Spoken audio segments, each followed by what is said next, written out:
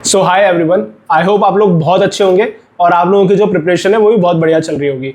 थोड़े से जो गैप हमारा हुआ है अभी पिछले एक दो हफ्ते का, उसके लिए मैं माफ़ी चाहूँगा। कहीं बिजी था मैं, इस वजह से रेगुलरली वीडियोस नहीं बना पाया। खैर उस टाइम तक तो आपने देखी भी नहीं है इतनी वीडियोस, बट फिर भी मेरे को रेगुलर रखना चाहिए था। बट कुछ पर्सनल रीजंस की वजह से मैं थोड़ा बिजी था, इस वजह से वीडियो नहीं बना पाया। आज हम लोग जहाँ पे हमने हमारे टॉपिक को खत्म किया था, फ्रेजेस को, वहीं से आगे स्टार्ट करेंगे। टाइप्स ऑफ फ्रेजेस हमने देखे थे, अलग अलग तरह के, gerund phrase, noun phrase, adjective phrase, adverb phrase, participle, infinitive, prepositional phrase, बहुत तरह के फ्रेजेस हमने देखे थे, एब्सोल्यूट फ्रेज। यही सब कहानी को आगे बढ़ाएंगे हम लोग। और यहाँ पे मैंने आपके सामने कुछ सेंटेंसेस लिख रखे हैं, इनके बारे में आपको यहाँ पे आपको पहचान है कि कौन से क्या कहाँ पे कौन सा फ्रेज है, ठीक है। यहाँ पे आपको ये चीज़ पहचाननी है। तो स्टार्ट करते हैं हम लोग। पॉज करो, सॉल्व करो इसको पूरे को और अपने आंसर्स को टैली करना कि आपने सही आइडेंटिफाई किया है या नहीं, ठीक है। टू एवरीवन्स सरप्राइज, अब यहाँ पे ये क्या है, टू क्या होता है, प्रीपोजिशन होता है। टू एवरीवन्स सरप्राइज, सरप्राइज क्या हो गया, नाउन हो गया, और नाउन से ठीक पहले क्या आ गया, एडजेक्टिव। तो ये पूरा का पूरा क्या हो गया, प्रीपोजिशनल फ्रेज हो गया, ठीक है। ये कौन सा फ्रेज हो गया, प्रीपोजिशनल फ्रेज हो गया। अशोका चूज पीस, अशोका क्या, सब्जेक्ट, चूज क्या हो गया यहाँ पे, वर्ब, और पीस हो गया यहाँ पे ऑब्जेक्ट, ठीक है। अगला जो सेंटेंस है वो है टू विन द वॉर। अब यहाँ पे विन क्या है, वर्ब, वर्ब की फर्स्ट फॉर्म है। द वॉर क्या हो गया यहाँ पे, ऑब्जेक्ट हो गया, और इसके पहले क्या है, टू, तो ये क्या हो गया, इन्फिनेटिव हो गया। टू प्लस वर्ब की फर्स्ट फॉर्म प्लस ऑब्जेक्ट, तो ये कौन सा फ्रेज होता है, इन्फिनेटिव फ्रेज। ऊपर वाला आप बोलोगे इन्फिनेटिव क्यों नहीं है, क्योंकि ऊपर वाले में टू के बाद क्या है, नाउन है, ना कि वर्ब है। इस वजह से ये चीज का ध्यान रखना, टू के बाद अगर नाउन आ रहा है तो फिर वो हो गया प्रीपोजिशनल फ्रेज। टू के बाद वर्ब की फर्स्ट फॉर्म प्लस ऑब्जेक्ट है तो वो क्या हो गया, इन्फिनेटिव फ्रेज, ठीक है ना। ध्यान रखना इस बात को अच्छे से। Shivaji had to fight in the mountains, Shivaji क्या हो गया यहाँ पे, सब्जेक्ट, हैड टू फाइट क्या हो गया यहाँ पे, verb phrase. Had to fight पूरा का पूरा क्या होगा, वर्ब, और तीन वर्ड्स है, एक से ज्यादा वर्ड हो गए तो क्या हो गया, वर्ब फ्रेज, ठीक है। तो ये हो गया verb phrase in the mountains. अब यहाँ पे इन क्या है, इन वापस से क्या आ गया, यहाँ पे प्रीपोजिशन आ गया, और प्रीपोजिशन के बाद क्या है, नाउन। तो ये कौन सा फ्रेज हो गया, पूरा का पूरा प्रीपोजिशनल फ्रेज, ठीक है। अब अगले क्वेश्चन पे चलते हैं हम लोग। Being defeated at Panipat, Marathas rebuild their empire. Being plus verb की थर्ड फॉर्म कहाँ पे देखी थी हमने, पार्टिसिपल फ्रेज में देखी थी। किसके बारे में बता रहा है ये, मराठास के बारे में। कौन हार गए पानीपत में, मराठास। मराठास जब हार गए पानीपत में, उन्होंने रिबिल्ड करा अपने एम्पायर को। तो ये पूरा का पूरा क्या हो गया, ये इस मराठास के बारे में बता रहा है। बीइंग डिफीटेड एट पानीपत, तो ये क्या हो गया, पूरा का पूरा पार्टिसिपल फ्रेज। मराठास क्या है, नाउन, नाउन के बारे में बताने का काम कौन करता है, एडजेक्टिव करता है। अब यहाँ पे पार्टिसिपल फ्रेज है क्योंकि आपने जो स्ट्रक्चर देखा था वो कौन सा था, बीइंग प्लस वर्ब की थर्ड फॉर्म प्लस जो भी आगे का सेंटेंस बनता है, ठीक है। तो ये क्या हो गया, पार्टिसिपल फ्रेज। मराठास क्या हो गया, सब्जेक्ट, जो कि नाउन भी है। रिबिल्ट क्या हो गया यहाँ पे, वर्ब, और देयर एम्पायर क्या हो गया, object. Rebuilt what, their empire. Empire क्या हो गया यहाँ पे, नाउन, और नाउन से पहले आके उसके मीनिंग को क्वालिफाई करने का काम कौन करता है, एडजेक्टिव। तो देयर क्या हो गया यहाँ पे, एडजेक्टिव, और ये पूरा का पूरा वैसे क्या हो जाएगा, नाउन फ्रेज। अगला सेंटेंस है Patel is very determined and hard working. Patel क्या हो गया यहाँ पे, सब्जेक्ट, इज क्या हो गया यहाँ पे, लिंकिंग वर्ब। अब आपको मालूम है लिंकिंग वर्ब के बाद क्या आता है, तो सब्जेक्ट कॉम्प्लीमेंट आता है या फिर एडजेक्टिव आता है। तो ये क्या है, पूरा का पूरा एडजेक्टिव है, very determined and hard working. अब ये very determined and hard working किसके बारे में बताने का काम कर रहा है, इस नाउन के बारे में। तो नाउन के मीनिंग को क्वालिफाई कौन करता है, एडजेक्टिव करता है, और एडजेक्टिव अगर एक से ज्यादा वर्ड हो तो फिर क्या होगा, वो एडजेक्टिव फ्रेज, ठीक है।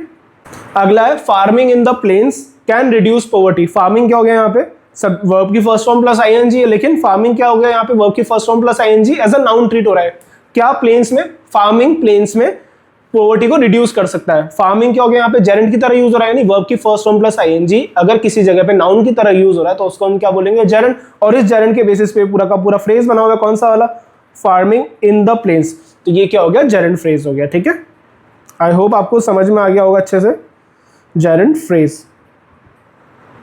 कैन रिड्यूस क्या हो गया यहाँ पे, वर्ब फ्रेज, और पॉवर्टी क्या हो गया, ऑब्जेक्ट। तो यहां तक आपको अच्छे से चीजें क्लियर हो गई होंगी ऐसा मुझे लगता है। अब हम लोग आगे बढ़ते हैं। अभी तक हम लोगों ने जो मेन बातें डिस्कस करी वो थी किसके रिलेटेड, सेंटेंस के रिलेटेड, ठीक है ना। ध्यान रखो यहां तक हमने जो भी चीजें, हमारा बेस जो फाउंडेशन बनी हर चीज में सेंटेंस के बेसिस पे बनी है। अब अगर मैं आपसे बोलूं कि सेंटेंस होता क्या है, अब आप लोग बोलोगे हम तो भूल गए इतने टाइम में। सेंटेंस क्या होता है, सबसे पहली चीज तो it has a complete meaning. सब सेंटेंस में क्या होता है, कंप्लीट मीनिंग होता है उसका। दूसरी चीज उसमें मेन वर्ब होती है। तीसरी चीज अगर मेन वर्ब है तो सब्जेक्ट वर्ब एग्रीमेंट होगा।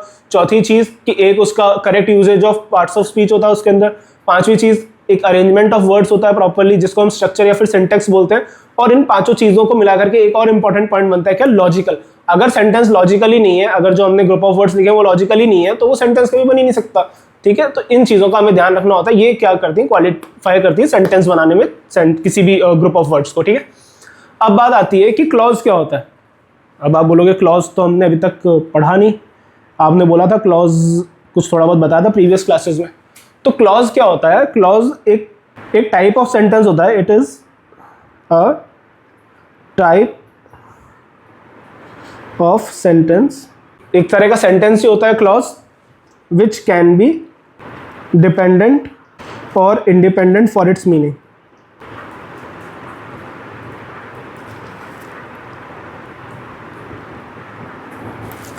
It is a type of sentence which can be dependent और इंडिपेंडेंट फॉर इट्स मीनिंग। ठीक है, तो क्लॉज क्या होता है, एक तरह का सेंटेंस होता है जो अपने आप के मीनिंग के लिए डिपेंडेंट भी होता है और इंडिपेंडेंट भी होता है। तो यहाँ पे हम लोग टाइप्स ऑफ क्लॉजेस को डिस्कस करेंगे, लेकिन उससे पहले हिंदी वालों के लिए भी मैं सहूलियत कर देता हूँ।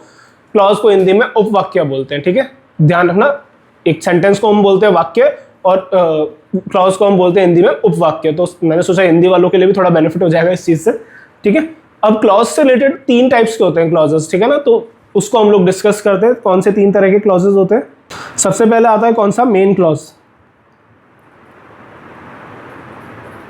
या फिर principal clause. Independent in its meaning. ठीक है, मेन क्लॉज या प्रिंसिपल क्लॉज का मतलब क्या होता है, इंडिपेंडेंट होता है अपने मीनिंग के लिए। ठीक है, इसको हम लोग एक एग्जांपल के साथ समझने की कोशिश करते हैं तो आपको और अच्छे से क्लियर हो जाएगा। एग्जांपल में ले लेता हूं, इंडिया हैज अ कॉन्स्टिट्यूशन। एक और एग्जांपल में ले लेता हूं, Gandhi and Nehru are great leaders. अब यहाँ पे अगर मैं आपको बोलूं कि ये मेन क्लॉज है कि नहीं ये बताओ मुझे, तो आप कैसे बताओगे इस चीज में। आप बोलोगे कि मेन क्लॉज मतलब क्या होता है, वो अपने आप में पूरा है मीनिंग में, यानी ऐसा सेंटेंस जो अपने आप के मीनिंग में पूरा है उसको हम क्या बोलते हैं, मेन क्लॉज या फिर प्रिंसिपल क्लॉज। कोई भी सेंटेंस अपने आप में पूरा मीनिंग कब होगा, जब उसका एक सब्जेक्ट हो, एक वर्ब हो और एक ऑब्जेक्ट हो। ठीक है, ऑब्जेक्ट हो नहीं हो चलेगा, लेकिन सब्जेक्ट और वर्ब तो होना ही चाहिए, तब जाकर के वो क्या होगा, सेंटेंस अपने आप में पूरा मीनिंग होगा। That is known as main clause. अगर वो डिपेंडेंट है किसी और के ऊपर तो वो मेन क्लॉज नहीं होगा, वो उस टाइम पे क्या हो जाता है, सबऑर्डिनेट क्लॉज, सबऑर्डिनेटिंग क्लॉज। उसको हम आने वाले पार्ट में डिस्कस करेंगे। ठीक है, फिलहाल यहाँ पे हम बात करें मेन क्लॉज के बारे में, तो आपको समझ में आया कि एक सेंटेंस में subject plus verb plus object होता है।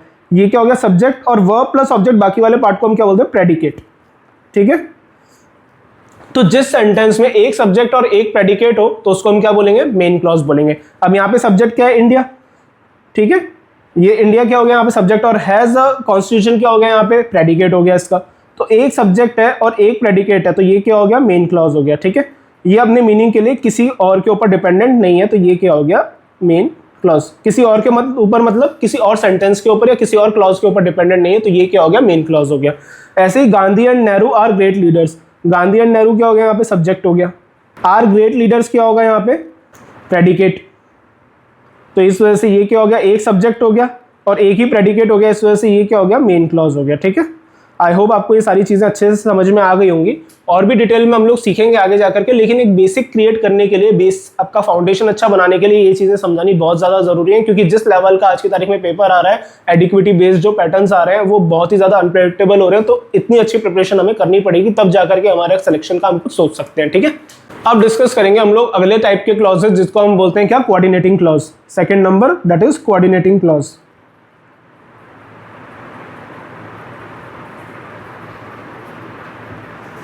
क्या होता है कोऑर्डिनेटिंग क्लॉज, जब दो मेन क्लॉजेस को एक साथ जोड़ा जाता है, यानी जब दो मेन क्लॉजेस को एक सेंटेंस में जोड़ा जाता है, तो उस पूरे के पूरे सेंटेंस को या उस पूरे के पूरे क्लॉज को हम क्या बोलते हैं, कोऑर्डिनेटिंग क्लॉज बोलते हैं। ठीक है, ध्यान रखना, ऐसे क्लॉजेस जिसमें दो मेन क्लॉज हो और उन दो मेन क्लॉजेस को कंजंक्शंस के साथ जोड़ा जाए, कुछ टाइप के कंजंक्शंस होते हैं, अगर उनके साथ जोड़ा जा रहा है तो वो क्या होंगे, कोऑर्डिनेटिंग क्लॉज। ठीक है, main clause plus conjunction plus main clause, समझ में आ गया होगा। आपको मालूम है दो सेंटेंसेस को या दो क्लॉजेस को जोड़ने का काम कौन करता है, कंजंक्शन करता है। ठीक है, लेकिन ये कंजंक्शन सारे नहीं होंगे, कुछ पर्टिकुलर टाइप के कंजंक्शन होंगे जिनको मैं आपको याद करा दूंगा आराम से। ठीक है, मेन क्लॉज एक सब्जेक्ट एक प्रेडिकेट, दूसरा क्लॉज दूसरा सब्जेक्ट दूसरा प्रेडिकेट। तो इस वजह से जब दो सब्जेक्ट्स हो और दो प्रेडिकेट्स हो उस केस में क्या होता है, और वो दोनों सेंटेंसेस जब एक किसी कंजंक्शन से जुड़े हुए हो, किसी पर्टिकुलर टाइप के कंजंक्शन से जुड़े हुए हो, उस केस में हम क्या बोलते हैं, उसे कोऑर्डिनेटिंग क्लॉज बोलते हैं। ठीक है, अब ये जो कंजंक्शंस हैं ये कौन कौन से होते हैं कंजंक्शंस, इसको याद करने की एक छोटी सी ट्रिक मैं आपको बता देता हूँ। इनको हम बोलते हैं फैन बॉयज। ठीक है, क्या बोलते हैं इनको, फैन बॉयज बोलते हैं। एफ से क्या याद रखेंगे हम, फॉर। ए से हम क्या याद रखेंगे, एंड। एन से हम याद रखेंगे नॉर।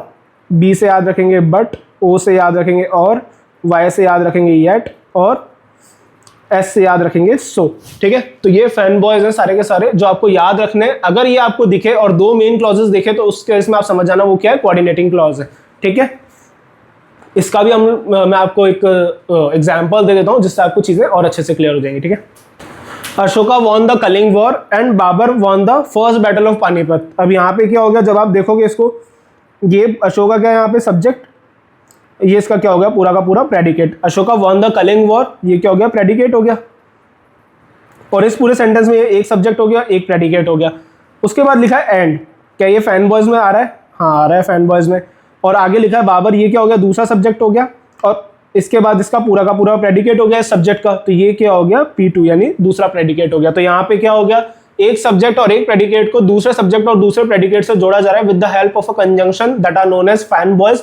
तो उस टाइप के जो सेंटेंसेस होते हैं उनको हम क्या बोलते हैं, उस टाइप के क्लॉजेस को हम क्या बोलते हैं, कोऑर्डिनेटिंग क्लॉज बोलते हैं। ठीक है, आई होप बहुत अच्छे से क्लियर हो गई होगी चीजें।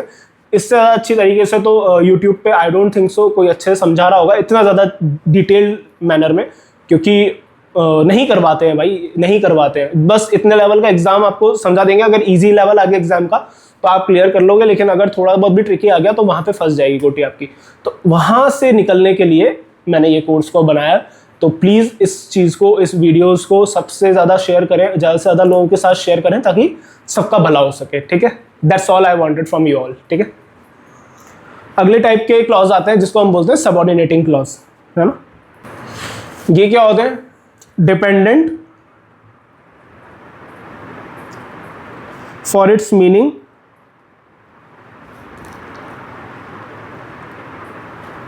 On main clause. ठीक है, ये अपने आप पे डिपेंडेंट नहीं होते मीनिंग के लिए, ये डिपेंडेंट होते हैं किस पे, मेन क्लॉज पे डिपेंडेंट होते हैं। कैसे होते हैं अच्छे से समझाता हूं मैं आपको और डिटेल में।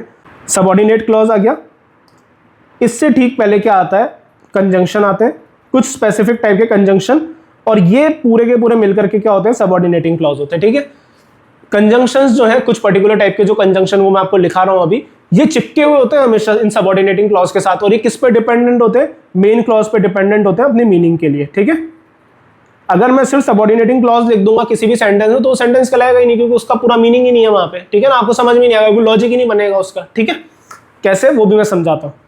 सबसे पहले तो मैं आपके सामने उन कंजंक्शंस की लिस्ट दे देता हूं जिससे आपको पता लग जाए कि अगर ये कंजंक्शंस हैं क्लॉज के पहले तो वो कौन सा क्लॉज होगा, सबऑर्डिनेटिंग क्लॉज होगा। ठीक है, ध्यान रखना इन कंजंक्शंस की लिस्ट को जो मैं आपको यहाँ पे लिखा रहा हूँ। ठीक है, ठीक है, तो यहाँ पे मैंने लिस्ट लिख दी आपके सामने। यहाँ पे ज्यादातर WH वर्ड्स हैं, हाउ है साथ में। उसके अलावा आप देख सकते हो if, that, so that, as, suppose, before, after, until, unless. ठीक है, बहुत ईजी है याद रखना, until, unless, before, after, so that, suppose, यही सब है। इफ, दैट आराम से याद रह जाएगा आपको। ठीक है ना, उसके अलावा क्या है, इफ, दैट है, सो दैट, एज, सपोज, सही है, कुछ भी नहीं है। बिफोर, आफ्टर, अनटिल, अनलेस आराम से याद हो जाएगा।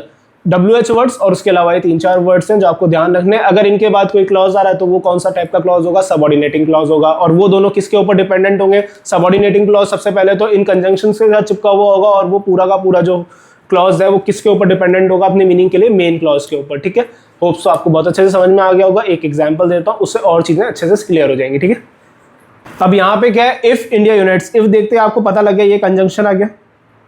ठीक है, इफ इंडिया यूनाइट्स, तो ये क्या हो गया, सबऑर्डिनेट क्लॉज हो गया। If India unites it will become powerful. अब ये पूरा का पूरा जो क्लॉज है ये किसके ऊपर डिपेंडेंट है, इस मेन क्लॉज के ऊपर, क्योंकि इसका ये क्या हो गया, यहाँ पे सब्जेक्ट हो गया, और विल बिकम क्या हो गया, वर्ब फ्रेज हो गया। यानी इसका क्या हो गया, एक सब्जेक्ट हो गया और बाकी पूरा क्या हो गया, प्रेडिकेट हो गया। तो ये क्या हो गया, पूरा पूरा मेन क्लॉज हो गया। Everyone was silent when Gandhi spoke. अब यहाँ पे अगर आप देखोगे तो यहाँ पे व्हेन आ गया, ये क्या हो गया, कंजंक्शन, और इसके बाद क्या है, व्हेन गांधी स्पोक। ये क्या हो गया, सबऑर्डिनेट क्लॉज हो गया। और ये किसके ऊपर डिपेंडेंट है अपने मीनिंग के लिए, एवरीवन वाज साइलेंट, ये क्या हो गया यहाँ पे, मेन क्लॉज हो गया। ठीक है, एवरीवन क्या हो गया, सब्जेक्ट हो गया, और वाज साइलेंट क्या हो गया यहाँ पे, प्रेडिकेट हो गया। तो इस वजह से एक सब्जेक्ट एक प्रेडिकेट, यानी क्या हो गया, मेन क्लॉज हो गया। अब अगर मैं आपसे बोलूं कि मैं इसको हटा देता हूँ, एक काम करता हूँ, एवरीवन वाज साइलेंट को हटा देता हूँ, है ना। अगर मैं एवरीवन वाज साइलेंट को हटा देता हूँ और सिर्फ इतना लिखा रहने दूं सेंटेंस में, व्हेन गांधी स्पोक, इससे कुछ समझ में आ रहा है क्या आपको? आप बोलोगे कुछ भी समझ में नहीं आ रहा, कुछ क्लियर ही नहीं हो रहा, व्हेन गांधी स्पोक क्या, कुछ भी कोई मीनिंग ही नहीं डिफर हो रहा ना, उससे कुछ मीनिंग ही नहीं निकल पा रहे हम लोग। तो इस वजह से इस टाइप के क्लॉजेज में क्या होता है, ये अपने मीनिंग के लिए किस पे डिपेंडेंट होते हैं, मेन क्लॉज के ऊपर डिपेंडेंट होते हैं। ऐसे ही प्रीवियस वाले क्वेश्चन में अगर मैं हटा दूं इट विल बिकम पावरफुल को, ठीक है, अगर मैं इट विल बिकम पावरफुल को हटा दूं तो यहाँ पे इफ इंडिया यूनाइट्स, तो इफ इंडिया यूनाइट्स तो उससे क्या होगा, कुछ मीनिंग्स क्लियर ही नहीं है, कुछ समझ ही नहीं आ पा रहा है यहाँ पे, तो इन्फर नहीं हो पा रहा पूरा मीनिंग। तो इस वजह से जो सबऑर्डिनेटिंग क्लॉज होते हैं वो अपने मीनिंग के लिए डिपेंडेंट होते हैं मेन क्लॉज के ऊपर। ये विद एग्जांपल मैंने आपको अच्छे से समझा भी दिया है, ठीक है। अब हम लोग चलते हैं टाइप्स ऑफ सेंटेंसेस के ऊपर। आप बोलोगे टाइप्स ऑफ सेंटेंसेस तो हमने डिस्कस कर लिए थे ऑलरेडी। जी हाँ, डिस्कस कर लिए थे, लेकिन मैंने आपसे जो टाइप्स ऑफ सेंटेंसेस डिस्कस करे थे वो कौन से टाइप के सेंटेंसेस थे, फंक्शन बेस्ड थे वो। फंक्शन बेस्ड में एक बार आप नाम याद कर लो, एसर्टिव सेंटेंस, नाम रिमाइंड कर लो, सॉरी याद है आपको वैसे पर रिमाइंड कर लो एक बार। Assertive sentence, interrogative sentence, imperative, optative sentence और एक्सक्लेमेटरी सेंटेंस, ये 5 तरह के सेंटेंस होते हैं कि नहीं होते आप बता दो, है ना। प्लस अब जो दूसरे टाइप के सेंटेंसेस होते हैं जिनको हम बोलते हैं स्ट्रक्चर बेस्ड सेंटेंसेस, तो वो स्ट्रक्चर बेस्ड सेंटेंसेस कितने कौन कौन से होते हैं। एक तो होता है क्या, simple sentence.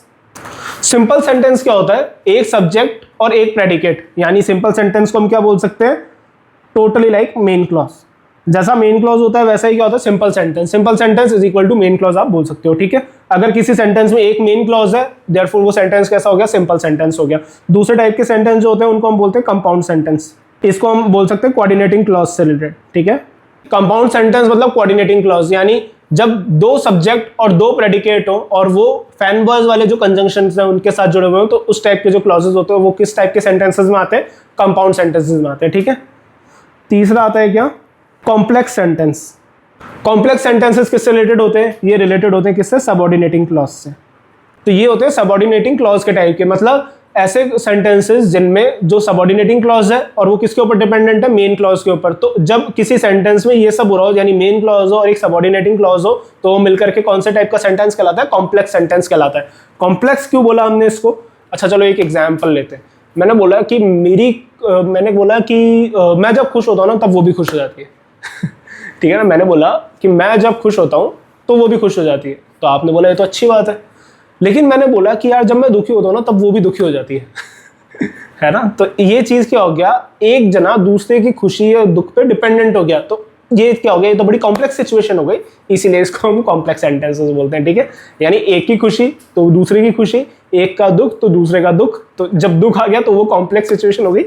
Just jokes apart, पर ये समझाने के लिए मुझे ठीक लगा, है ना। सिंपल सेंटेंसेस, कंपाउंड सेंटेंसेस और कॉम्प्लेक्स सेंटेंसेस, आई होप आपको समझ में आ गया होगा अच्छे से, अलग से पूरा एक्सप्लेन करने की जरूरत नहीं है। सिंपल सेंटेंस सिर्फ मेन क्लॉज है अगर किसी सेंटेंस में, तो वो क्या होगा, सिंपल सेंटेंस। कंपाउंड सेंटेंस मतलब कोऑर्डिनेटिंग क्लॉज है, यानी 2 मेन क्लॉज है और वो फैन बॉयज वाले जो कंजंक्शंस हैं उनके साथ जुड़े हुए हैं, तो उस टाइप के सेंटेंस को हम बोलेंगे कंपाउंड सेंटेंस। तीसरा सबऑर्डिनेटिंग क्लॉज, यानी एक सबऑर्डिनेटिंग क्लॉज है, उसके पीछे आपको मालूम है कंजंक्शन होते हैं सारे, इफ, व्हाट, सपोज, ये सब, if, that, until, unless, before, after, सब चीजें मैंने आपको बता दी थी अच्छे से, है ना। ये सारी चीजें अगर है तो वो क्या हो गया, और ये सारी चीजें हैं तो वो क्या हो गया, सबऑर्डिनेटिंग क्लॉज, और वो मेन क्लॉज के ऊपर अपने पूरे मीनिंग के लिए डिपेंडेंट है, तो इस टाइप के सेंटेंसेस को हम क्या बोलते हैं, कॉम्प्लेक्स सेंटेंसेस बोलते हैं, ठीक है। अब आते हैं हम लोग एग्जाम्पल्स के ऊपर जिनको हम लोग डिस्कस करेंगे, ठीक है। India has mountains and Pakistan has deserts. अब यहाँ पे ये एक सब्जेक्ट हो गया, ये एक प्रेडिकेट हो गया, ये एक सब्जेक्ट हो गया, ये अलग प्रेडिकेट हो गया, ठीक है ना। और ये किससे जुड़ा हुआ है, फैन बॉयज के साथ, तो ये क्या हो गया, एक तरह से कौन से टाइप का सेंटेंस हो गया, ये कंपाउंड सेंटेंस, ठीक है।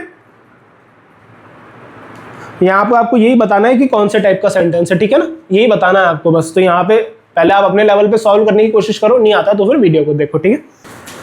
India was poor because Britain exploited its resources. यहाँ पे इंडिया क्या हो गया, सब्जेक्ट, और ये सब्जेक्ट का प्रेडिकेट हो गया, ठीक है।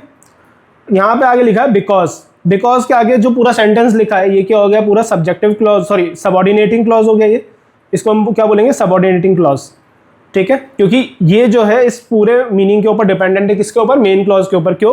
क्योंकि इंडिया वाज पुअर, और इंडिया पुअर क्यों रहेगा, because Britain exploited its resources. तो because Britain exploited its resources India was poor, तो इस वजह से ये क्या हो गया, कौन सा क्लॉज हो गया, सबऑर्डिनेटिंग क्लॉज हो गया। और जिसमें सबऑर्डिनेटिंग क्लॉज जो है वो मेन क्लॉज पे डिपेंडेंट होता है जिस टाइप के सेंटेंस में, उस टाइप के सेंटेंस को हम क्या बोलते हैं, कॉम्प्लेक्स सेंटेंस बोलते हैं, ठीक है। अगला आता है Akbar who was tolerant built a strong empire. Akbar क्या हो गया यहाँ पे subject, built a strong empire, ये क्या हो गया, पूरा का पूरा प्रेडिकेट है इसका, ठीक है। ये क्या हो गया, सब्जेक्ट का प्रेडिकेट हो गया। और Akbar who was tolerant, who was tolerant अगर मैं सिंपल लिख दूं तो ये क्या हो गया, सबऑर्डिनेटिंग क्लॉज हुआ। क्यों? क्योंकि हु से स्टार्ट हो रहा है, हु वॉज टॉलरेंट, कौन, अकबर, जो कि जिसने अपना एक एम्पायर बनाया, वॉज टॉलरेंट, वो टॉलरेंट था। तो इस वजह से हु वॉज टॉलरेंट क्या हो गया, सबऑर्डिनेटिंग क्लॉज हो गया, क्योंकि ये अपने मीनिंग पे किसके लिए ऊपर डिपेंडेंट है, Akbar built a strong empire पे, जो कि क्या एक मेन क्लॉज है। तो इस वजह से ये किस टाइप का सेंटेंस हो गया, कॉम्प्लेक्स सेंटेंस हो गया, ठीक है। अगला क्या आता है, India can develop if it invest in education.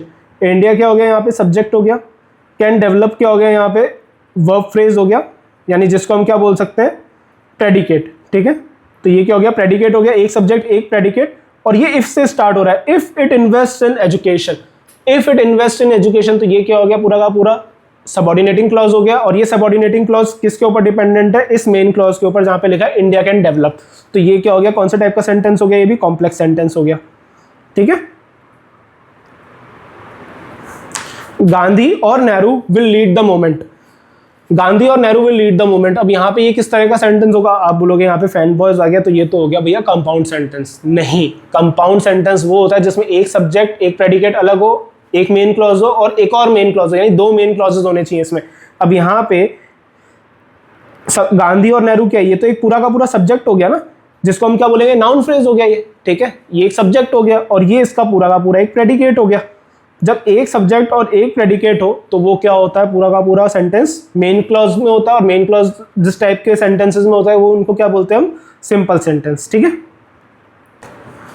अगला सेंटेंस है, history believes that Ashoka was greatest, that Ashoka was greatest. ये दैट क्या हो गया यहाँ पे, वो वाला कंजंक्शन होगा, कौन सा वाला जो हम कहाँ यूज करते हैं, सबऑर्डिनेटिंग क्लॉज में। इसके बाद क्या हो गया, ये पूरा सबऑर्डिनेटिंग क्लॉज हो गया, कौन सा, दैट अशोका वाज ग्रेटेस्ट। और क्या ये, हिस्ट्री बिलीव्स, ये क्या हो गया, सब्जेक्ट, और ये हो गया प्रेडिकेट। तो इस वजह से ये पूरा का पूरा सेंटेंस क्या हो गया, कॉम्प्लेक्स सेंटेंस। बाकी फिलहाल हम लोग एक और प्रैक्टिस कर लेते हैं, एक और, ताकि आपको और कॉन्फिडेंस डेवलप हो। पर इसको प्लीज़ मैं एक रिक्वेस्ट करूंगा आप लोगों से कि प्लीज़ इसको एक बार पॉज करना, खुद से सॉल्व करना, उसके बाद वीडियो को देखना, ताकि क्या आपको अच्छे से कॉन्फिडेंस भी डेवलप होगा कि आपको चीज़ें समझ में आ भी रही हैं कि नहीं आ रही हैं। क्योंकि देखने से तो सब कुछ समझ में आ जाता है, जब खुद ट्राई करते हैं तो चीज़ें कई बार ब्लैंक हो जाती हैं। तो इस वजह से मैं आपसे कह रहा हूँ कि please, it's my request to you all, regularly तो ये वीडियोस को देखना और रेगुलरली प्रैक्टिस करना, ताकि आपको चीज़ें क्या अच्छे से क्लियर होती रहें, ठीक है। यूनाइट इट और लूज इट। अब यहाँ पे आधे से ज़्यादा लोग बोलेंगे और आते ही, सर ये तो हो गया कंपाउंड सेंटेंस, डन। नहीं, ये कंपाउंड सेंटेंस नहीं होगा। सबसे पहली चीज़ तो आप ये ध्यान रखो, यूनाइट इट और लूज इट, ये किस टाइप के सेंटेंस लग रहे हैं आपको। आप बोलोगे सर ये लग रहे हैं इंपेरेटिव टाइप के सेंटेंसेस। इंपेरेटिव टाइप के सेंटेंसेस, उसमें क्या होता था, सब्जेक्ट ऑलरेडी अंडरस्टूड होता था, और सब्जेक्ट कौन होता था, यू होता था, सेकंड पर्सन होता था, क्लियर। तो वहां पे सब्जेक्ट कौन होता था, यू होता था। तो यहाँ पे यूनाइट इट और लूज इट, तो ये क्या, सब्जेक्ट क्या हो गया यहाँ पे, यू। तो यहाँ पे सब्जेक्ट क्या हो गया, एक सब्जेक्ट हो गया, that is you, subject is equal to 1 हो गया।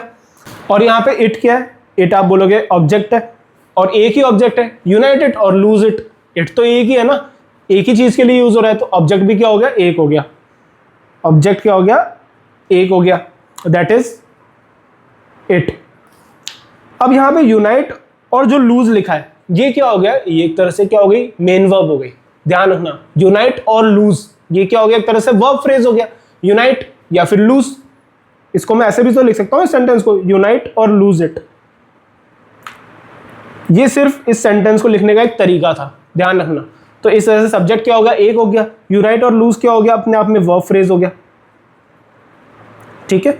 और इट क्या हो गया, यहाँ पे ऑब्जेक्ट हो गया। तो एक सब्जेक्ट और एक प्रेडिकेट, ये क्या हो गया, वर्ब प्लस ऑब्जेक्ट क्या हो गया, इट। तो एक ही सब्जेक्ट हुआ और एक ही प्रेडिकेट हुआ, तो ये किस टाइप का सेंटेंस हो जाएगा, सिंपल सेंटेंस, ठीक है। यहाँ पे आधे से ज़्यादा लोग तो परेशान होंगे कि यार ये किस टाइप का सेंटेंस दे दिया आपने। समझने की कोशिश करना है ना। सब्जेक्ट क्या है? एक ही है, that is you, already understood है सब्जेक्ट। एक ही ऑब्जेक्ट है, दैट इज इट। और यूनाइट और लूज, ये क्या हो गया? एक वर्ब फ्रेज हो गया। तो इस वजह से ये क्या हो गया? एक ही सब्जेक्ट था, एक ही प्रेडिकेट था, इस वजह से किस टाइप का सेंटेंस हो गया? सिंपल सेंटेंस हो गया। ठीक है, अगला आता है India can grow and prosper. India, ये क्या है यहाँ पे? सब्जेक्ट, और ये इसके बाद क्या है? पूरा का पूरा वर्ब फ्रेज। ठीक है, दैट इज यहाँ पे क्या हो गया? ये प्रेडिकेट हो गया। तो इस वजह से ये भी किस टाइप का सेंटेंस हो गया? सिंपल सेंटेंस हो गया। Patel integrated the states and India become one. ये क्या हो गया? एक सब्जेक्ट हो गया, ये इस सब्जेक्ट का प्रेडिकेट हो गया। ठीक है, ये एक और अलग सब्जेक्ट हो गया, और ये क्या हो गया? प्रेडिकेट हो गया। और ये किससे जुड़ा हुआ है? एक सब्जेक्ट एक प्रेडिकेट किससे जुड़ा हुआ है? दूसरे सब्जेक्ट और दूसरे प्रेडिकेट से, एंड से, यानी फैन बॉय से जुड़ा हुआ है। ये किससे जुड़ा हुआ है? ये फैन बॉयज। तो ये किस टाइप के सेंटेंस हो गए? ये हो गया कंपाउंड सेंटेंस। आई होप आपको बहुत अच्छे से समझ में आ रहा होगा। मैंने इतना अच्छे से इसको स्टडी करवाया आपको ये टॉपिक, ताकि आपका जो बेस है वो बहुत अच्छे से क्लियर हो जाए ना। तो प्लीज़ इसको सजेस्ट करना अपने जो नोन्स में है, जो अभी प्रिपरेशन कर रहे हैं उनको भी। ठीक है, Gandhi but not Jinnah wanted United India. तो अब यहाँ पे ये क्या हो गया? पूरा का पूरा क्या हो गया? नाउन फ्रेज हो गया। ये क्या हो गया? नाउन फ्रेज हो गया, दैट इज सब्जेक्ट। और ये पूरा का पूरा क्या हो गया? इस सब्जेक्ट का प्रेडिकेट। एक सब्जेक्ट है, एक ही प्रेडिकेट है, तो ये किस टाइप का सेंटेंस हो गया? Simple sentence. ठीक है, समझ में आ गया होगा अच्छे से। आई थिंक राइटिंग में कोशिश कर रहा हूँ धीरे धीरे थोड़ी और इम्प्रूव हो, है ना। अभी तो खैर कितनी हुई होगी, I don't think so, but I am practising myself कि राइटिंग को भी और मैं अच्छा करूँ। ठीक है, India asked Britain if it could leave और the rebellion would force it. भाई ये है काफ़ी बड़ा गेम चेंजर क्वेश्चन। कैसे है ये गेम चेंजर क्वेश्चन? अब आप बताओगे इसमें, इसको प्लीज़ ध्यान से सॉल्व करना। मैं अभी भी आपको बोल रहा हूँ, बहुत ध्यान से सॉल्व करना है। एक दो बार टाइम ले लो, समझ लो अच्छे से क्या होगा ये सेंटेंस। उसके बाद मेरा जो वीडियो है ये देखना प्ले करके, ताकि कि आपको अच्छे से समझ में आए ये चीज़। खुद का एक बार दिमाग लगाओगे ना, तो फिर उसके बाद दूसरे की चीज़ को ग्रैब करना ईजी रहता है। इंडिया सब्जेक्ट हो गया, आज ब्रिटेन यहाँ पे प्रेडिकेट हो गया। तो ये अपने आप में क्या हो गया? पूरा का पूरा मेन क्लॉज हो गया। ठीक है ना, ये पूरा का पूरा क्या हो गया? मेन क्लॉज हो गया।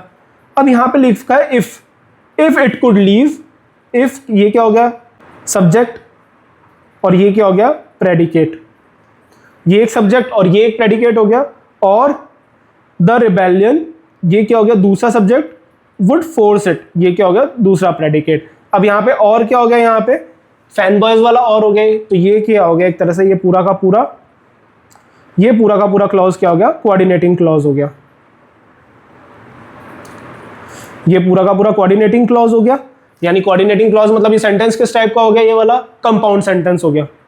ठीक है, और यहां से लेकर के यहां तक, ये पूरा यहां से लेकर के यहां तक, क्योंकि ये इफ से जुड़ा हुआ है, ये मेन क्लॉज इस इफ से जुड़ा हुआ है, तो ये कौन सा वाला क्लॉज होगा? ये पूरा का पूरा, ये इफ से लेकर के अगर मैं जोड़ूं यहां से यहां तक, तो ये क्या हो गया? Subordinating clause. तो अब किसी सेंटेंस में एक मेन क्लॉज भी है, एक सबऑर्डिनेटिंग क्लॉज भी है, और एक कोऑर्डिनेटिंग क्लॉज भी है। तो इस टाइप के सेंटेंसेस को हम क्या बोलते हैं? Compound complex sentence. Compound and complex sentence, ये भी एग्जामिनर ने पूछा है इस टाइप का क्वेश्चन भी, इसलिए मैं आपको प्रैक्टिस करवा रहा हूँ। ये कंपाउंड एंड कॉम्प्लेक्स सेंटेंस आपने देखा, ये पूरा मेन क्लॉज था, एक सब्जेक्ट प्लस प्रेडिकेट, यानी इंडिया आस्क्ड ब्रिटेन इफ। अब जैसे इफ आया आपको समझ में आ गया, ये आगे का पूरा क्या होगा? सबऑर्डिनेटिंग क्लॉज होगा, including if. It could leave, ये क्या हो गया? एक मेन क्लॉज ये हो गया, और से जुड़ा हुआ यानी फैन बॉय से जुड़ा हुआ है। The rebellion would force it, ये क्या हो गया? एक अलग मेन क्लॉज हो गया। यानी दो मेन क्लॉजेस अगर फैन बॉय से जुड़े हुए हैं तो वो क्या हो गया? कंपाउंड सेंटेंस, यानी कौन से टाइप का क्लॉज हो गया? Coordinating clause. और इफ से स्टार्टिंग से जुड़ा हुआ है ये, तो ये क्या हो गया? पूरा का पूरा सबऑर्डिनेटिंग क्लॉज।